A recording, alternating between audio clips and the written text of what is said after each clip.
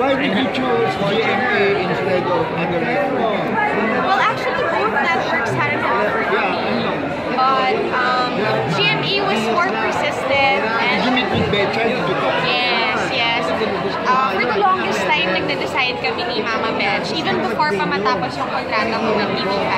And the thing was that si GMA nag-inquire na before pa it finished. And even in the year and a half na wala akong commercial work, GMA still showed interest and they were very persistent. You did that vampire thing, di ba? Yes, with Digital 5. And even through that time, gusto pa rin nila, okay lang yan, kahit may Digital 5 siya, sign mo pa rin sa amin. So, they were just really waiting for me. And laking pasalamat ko na a year and a half, naghintay sila for me, and here we are.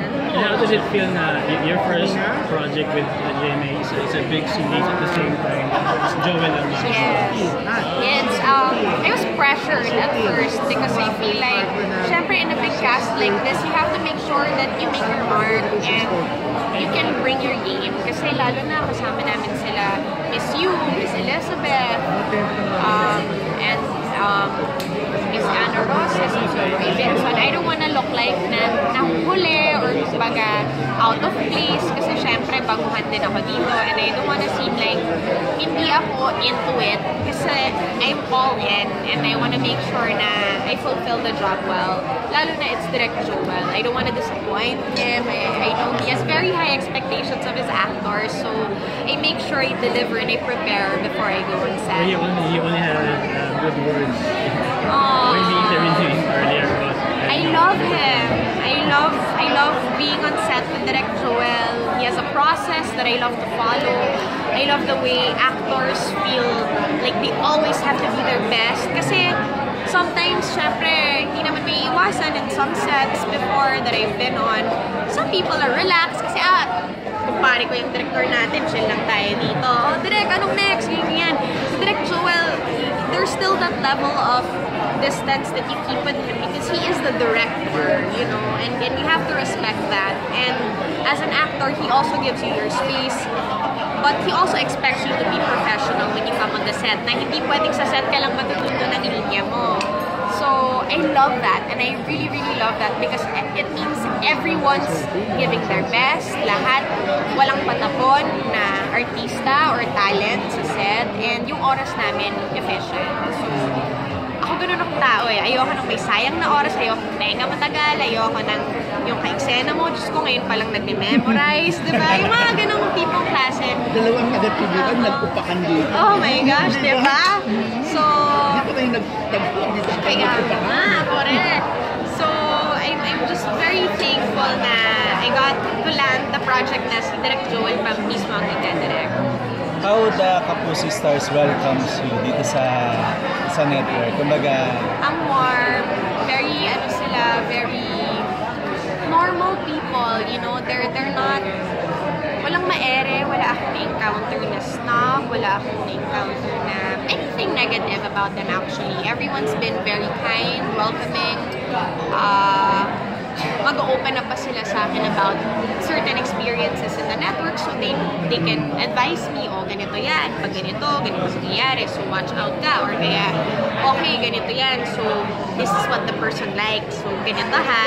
So may mga ganito tulungan, oo, and more than that, I think on the set, kaming mga girls talaga, we get to bond over boys, over what we do on the weekend, personal interest. So it's nice kasi may nabubuo na rin friendship on the set.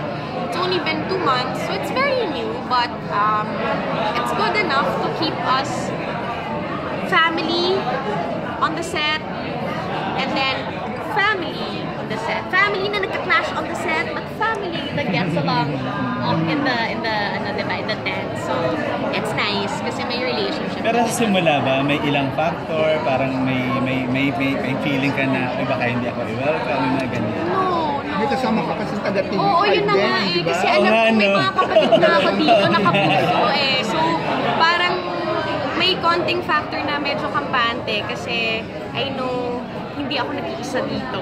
But, syempre, may hiya pa rin ng slight sa mga hindi ko pa nami-meet or naka-work like. And you've worked with Joel also before. This is the first time.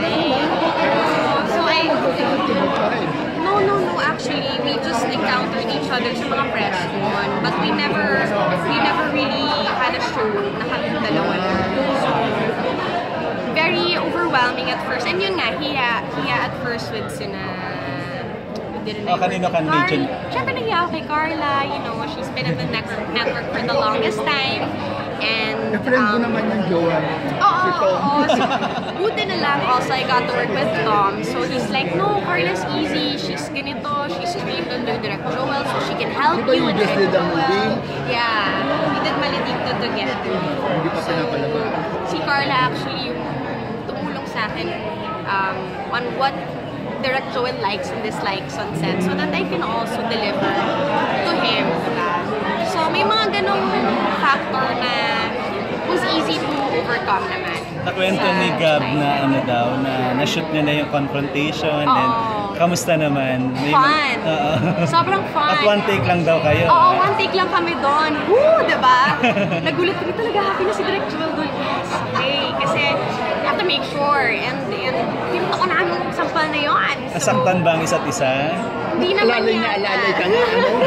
Sabi ko rin alalay na alalay. Ano naman, saktong alalay na may totoong haplos ng kamay. But, Sabi ni Direk Jasmine, ano daw, hindi ka rin nagpakabog kay Carla. Iba raw pag magka-eksena kayong dalawa. ay, totoo ba?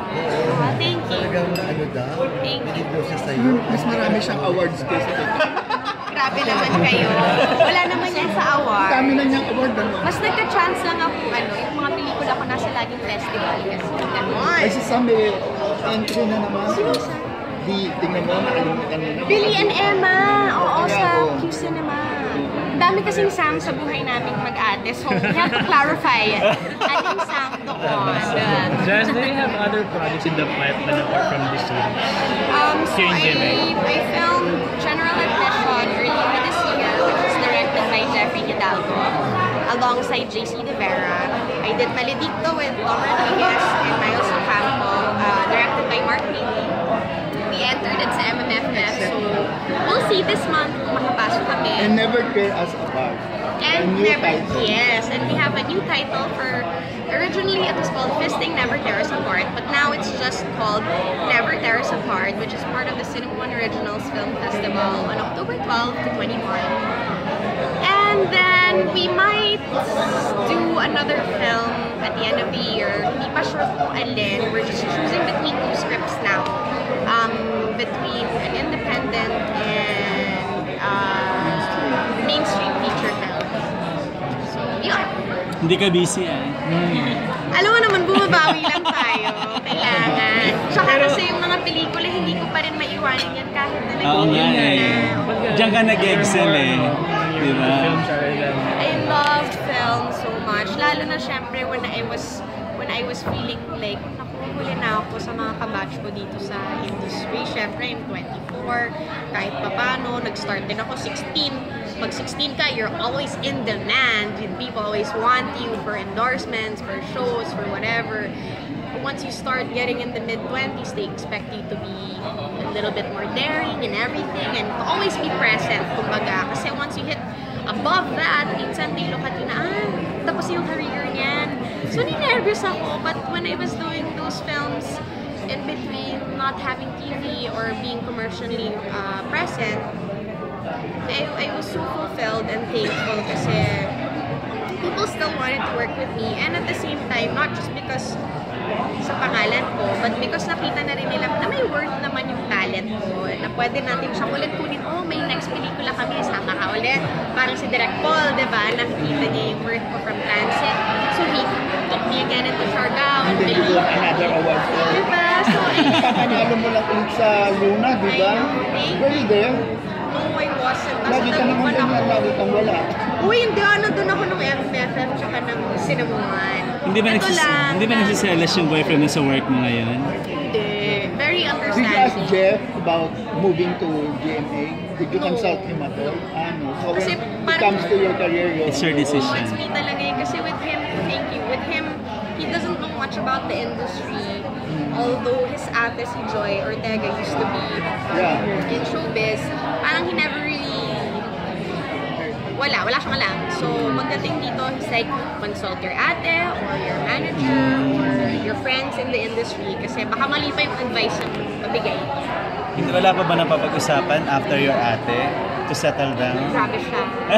Hindi pa kami ready dyan. Ano lang, we talk about it, but pareho kaming hindi pa kami ready. Kasi, 24 ka lang, ano? So, anak eh. Sa bagay. diba? Exactly. So, yun ba yung reach ng goal mo? Yung age ng ate mo? Sagad na yun. Parang kay ate, sinagad niya eh. So, sagad na rin yun for me. Kasi I see naman na puno pa rin siya ng energy, kaya pa rin naman ng katawan niya to have a baby, to have a family, and everything. So, when the right time comes, kung mapaaga, huwag naman sanang sobrang aga na bukas na, di ba? More of ano lang, in the next 4 years. Tagal niyo na rin, Kaya no? yung bypass gawin. Sabi, no? Kaya mo ba yun? I don't know yet. Pag Pero dumating isa ba yung sa yung bucket list mo? opportunity. Yung gumawa ng ganong klaseng film? What's that? Kaya ko ba? Yun ba? Kaya mo yan? Kakayanin. Siyempre, it's a challenge. I don't know how she did it. Aurora na lang. Yun na lang yung gawin ko. Horror na lang. O, dyan na naman narinig niya yung mga ano mo. Correct. Sa akin, just please invite them na lang dito sa... Oh, sure. Hi everyone, this is Jasmine Curtis Smith inviting you. Please panoorin niyo po ang Pamilya Rosas. October 8 na po yan. Pagkatapos ng O Nanay sa GMA Talababan. Yeah. Thank you. Thank you. Ako selfie na rin.